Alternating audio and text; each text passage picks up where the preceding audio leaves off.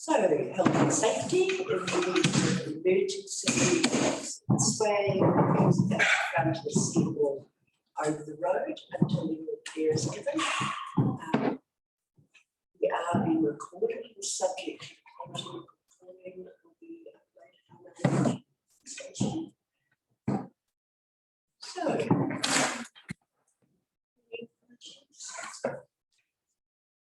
Ross, so apologies from Ross.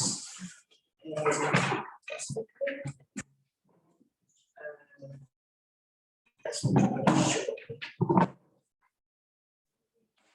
So, Aye. so are there any conflicts of interest this morning? No.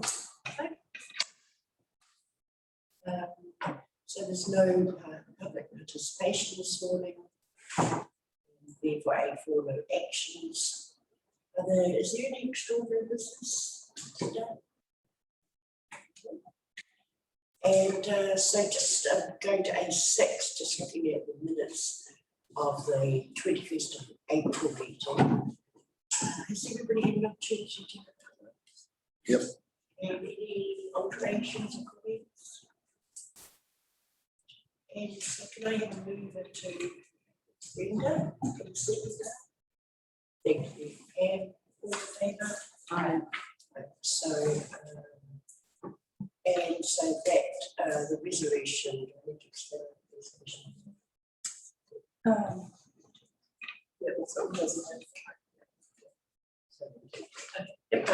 So the next proposed resolution that the public excluded minutes of finance audit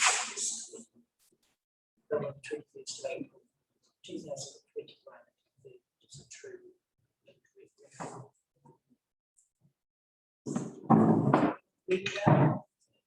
right, yep.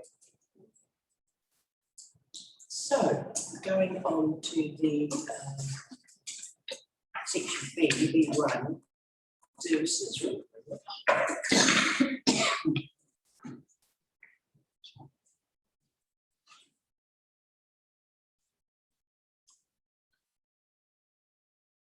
So I would like to recommend that we receive the corporate services.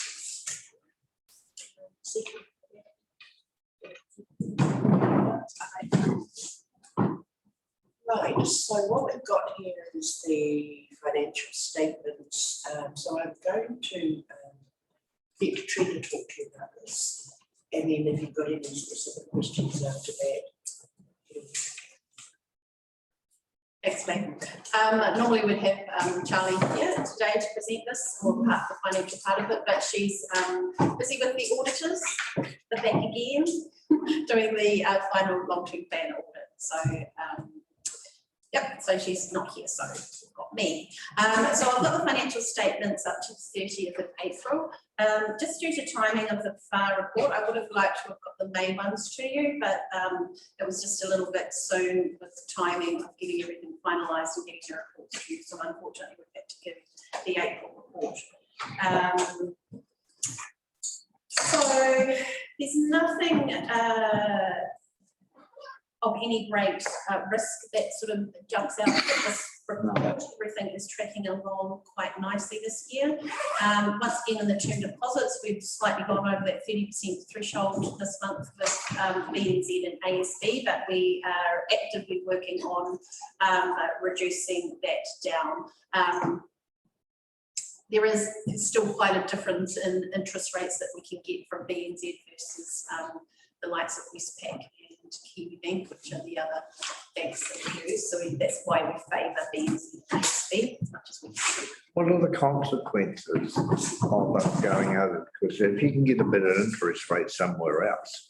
There is no consequences. It's just that perceived risk about whether you are diversifying across enough organisations. Yeah.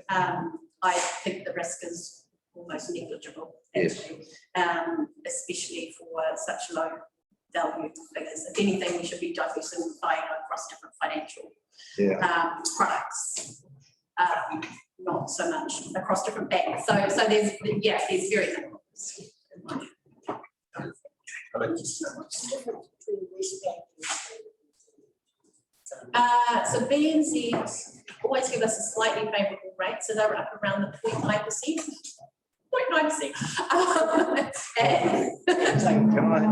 That's over 365 days, so that's a year. And then Westpac is probably about 0.2% below that, which doesn't sound like a lot and isn't a lot.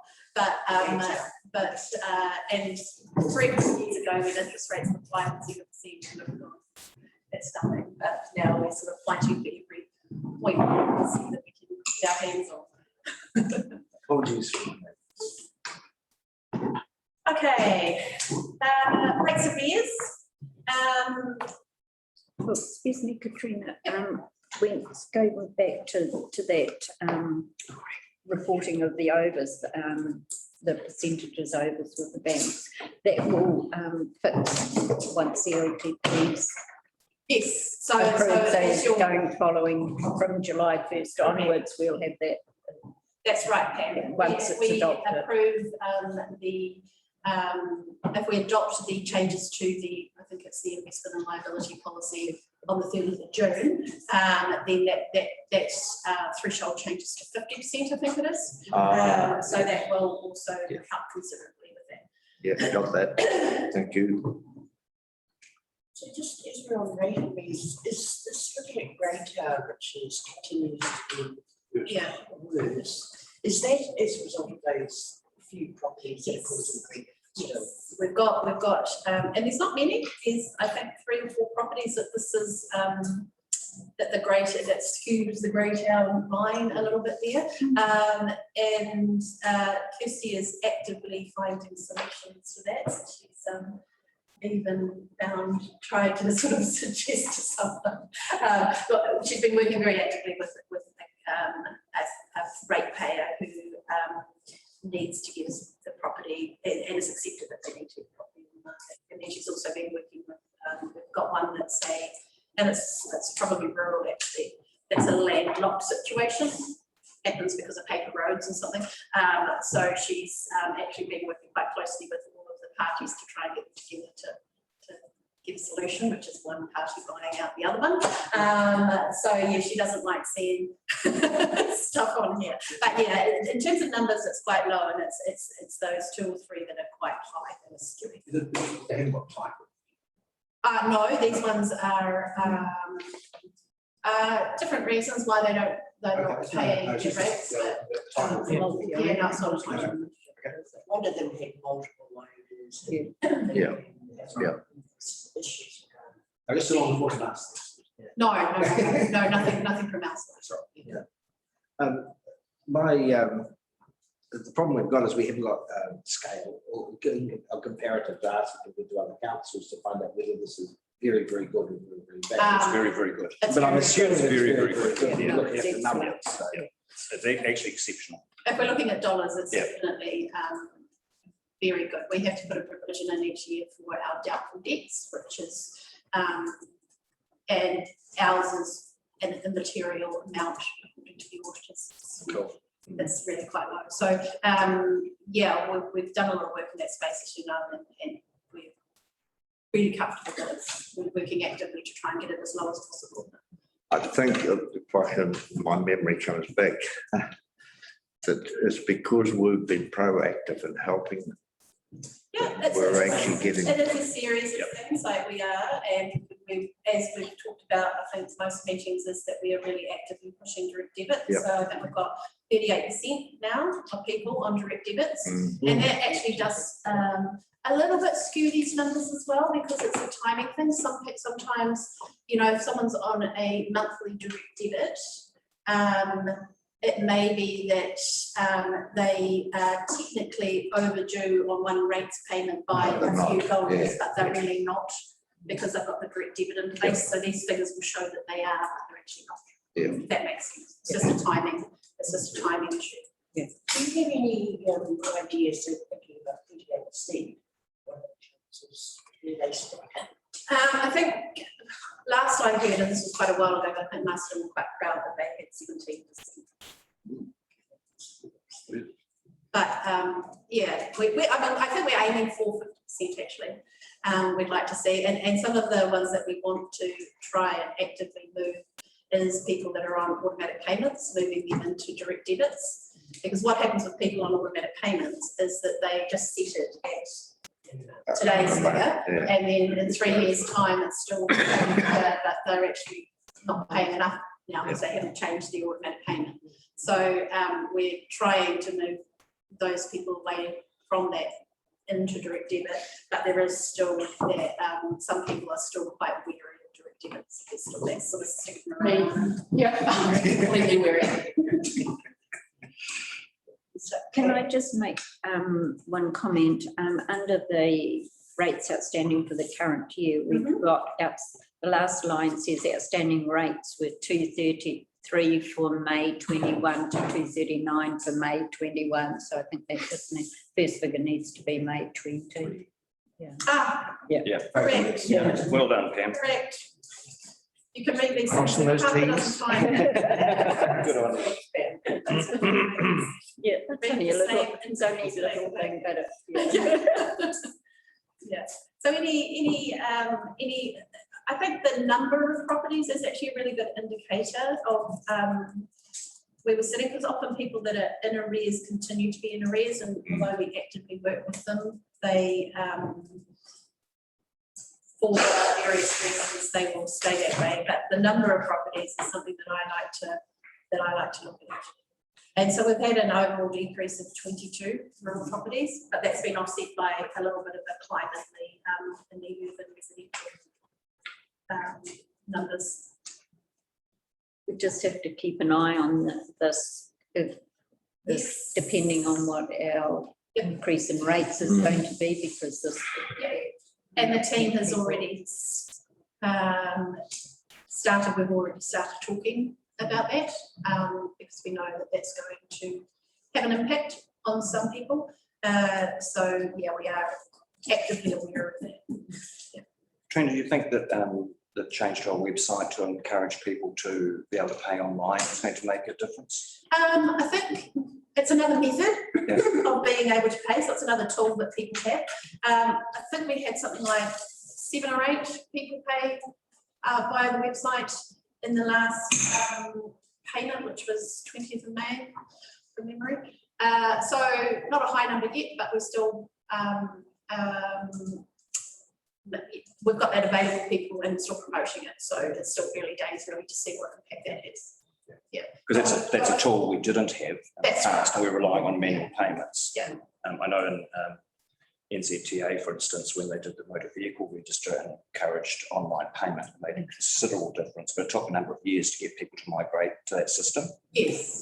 Yeah. But it pays dividends in the long run. Yeah. You really can't retrace this. Yeah. But basically the ability for people to control when they pay and how they pay, as opposed to have to come into an office or come in, physically come in, fill forms. So that does change the way that it makes it easier for people to do business, basically. Although that's a relatively small amount. Can't retrace, isn't it? Yeah, absolutely. So you can of course people can also pay on their app on their phone, using the same bank payment to us. Personally, that's what I would be doing, because through the website it's a credit card, so you do charge credit card fees for that. So there is a small charge for credit card fees. Some people are using it, so it's good. It's another tool that we've got in our toolbox. Can I just ask a question regarding the number of properties? Have you done any, got any indication of how many more properties we have to put on the street this year? Rates based on consents. Number of rateable properties. So yes and no. When I say yes, it's because the numbers are sitting on my desk. No, because I probably can't tell you what they are off the top of my head. LTP discussions, it was somewhere between 350 and 400. Yeah, yes, and this time of the year we always see QV, quotable value, are always getting all those subdivisions through before the 30th of June. So we do see an uplift. With the final LTP, I use the most current rating numbers that we had, and I think that was a few weeks ago, and we're expecting slight uplift in that, but not many, and over the next sort of few weeks, probably another 20 to 30. Yeah, so the majority of the subdivisions are through now.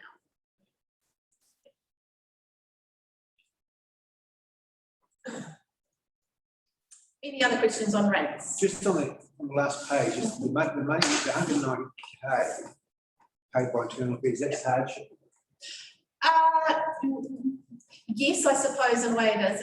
It's the rates rebate. So people who are on low incomes can apply through DIA for a rates rebate, and that offsets their rates. And they pay that directly to us, or does it go through the account of the rate? It must go direct to you. It goes direct to us. It does go direct to us. I'm just thinking of the DL accounts. It goes direct to us. You've never seen it. You would, So- yeah, exactly. We'd never see it if it went. The rate, that's right. The rate payer sends the form off to DIA and And it then. pays you, so that the rest of the money. That raises an interesting question, is how is that tracking over time in previous years? Because that's an indication of hardship. It's quite high. Is that high? That number. Look, once again, I think we're really active in that space. If Kirsty gets someone on the line, or she'll always have a look and see if they could potentially be eligible for a rates rebate. So she will always actively bring that up with people if they've got concerns about being able to pay.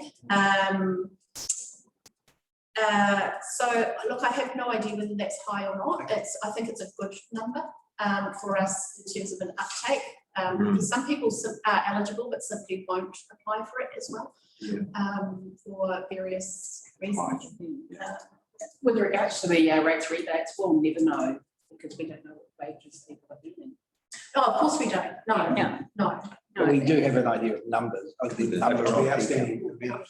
But it doesn't work on the outstanding No, it amount doesn't. because you could be perfectly able to pay your rates because you've budgeted well, but because you're on an income that meets the threshold that DIA set, then you are able to have a rebate on your rates. So it doesn't say you're not budgeting well with your money. It just all says that this facility is available to you if you're on an So it's income not of an- it's no not an children or indicator. 9 children.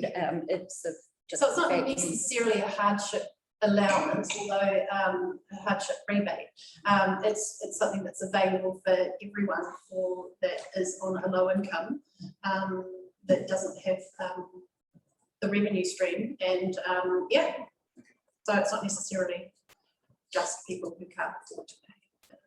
We typically could be cut as much as the line. Super. And it's also, I think the key is that it's based on last year's income figures. So it's based on, so you kind of a year out, which some people get caught out on. So it'll be the 31st of March this year will be for next year's rates. So and if you don't get it in time, you have to wait a whole year. So there are some little fish hooks in it. And I think the DIA are reviewing that whole process at the moment. Okay, so any other?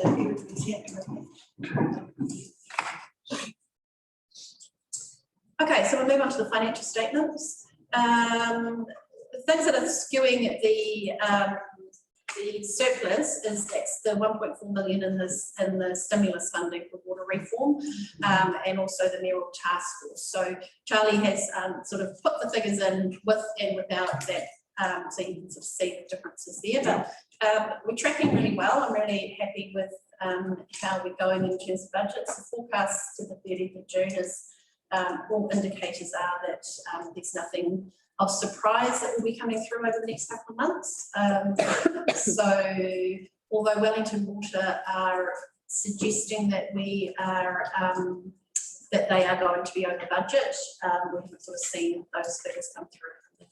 And that's all about effectively emergency works, reactive renewals, so just the number of pipes that are breaking and they're having to deal.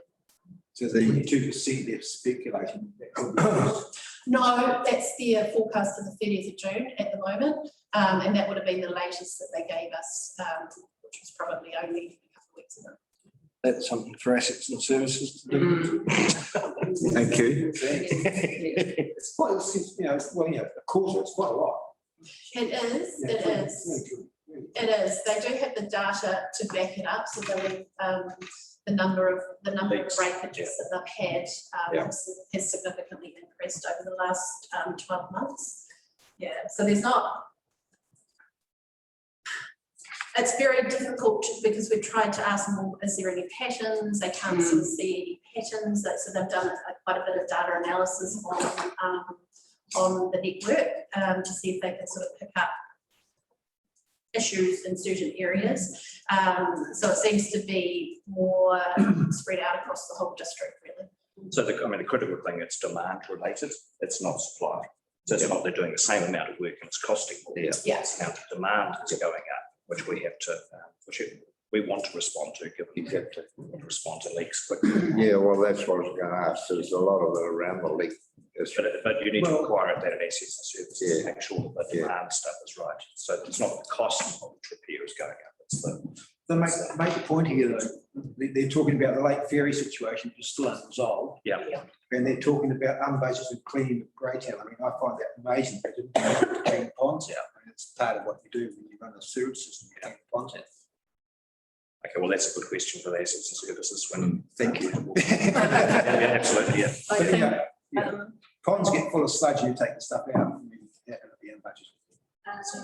I think because it's happened quicker than what they originally thought, anticipated, and the fact that there has been the extra industrial Trade waste. trade waste waste. going into the settling ponds that they hadn't anticipated going in there. The beauty of bringing up with assets and services, we do have them in the room. Hmm.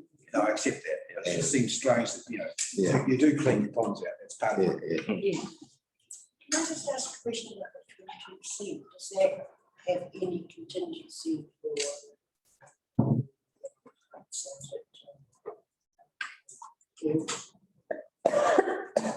Any contingency for it? Well, I think all the It's costs, unresolved, but all the costs are in for it. So is that included in the 22? Can I ask a question? Just under user levies, Katrina, you've got 4,000 for libraries. What does that represent? Are you able to tell me, or do I need to ask Karen?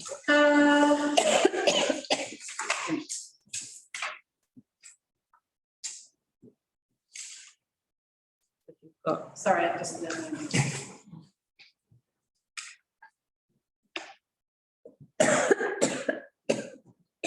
I think from memory, last annual plan, we didn't really put any budget income for libraries.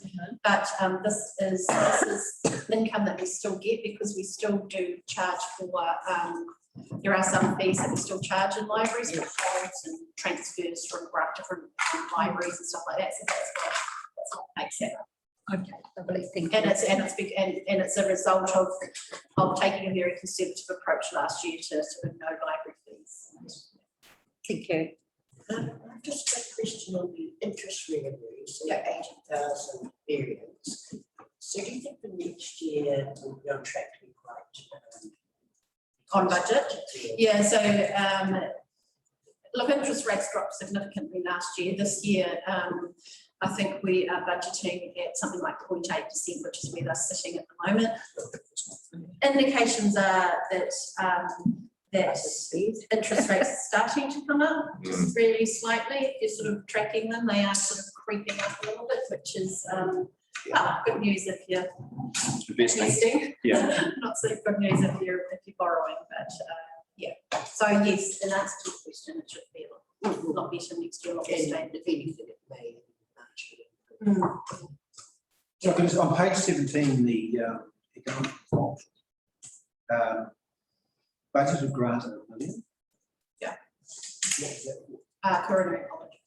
So it's sitting. We haven't paid it So it's sitting in the budget saying we should have paid this $1 million over to Barrow College, but we haven't physically done it yet. We will be doing it by the end of the financial year, so that will fix itself. So next month. Yes, in June, Charlie is actively chasing for that to be paid. I think we need to work through. Yeah, this is agreement, the MOU and MOU. everything, crossing the T's, dotting the I's, making sure that's all done before it's paid over. So that will definitely resolve itself. By the 30th of June. In the financial year. Financial. That's the word. Financial. That's right. It's good to see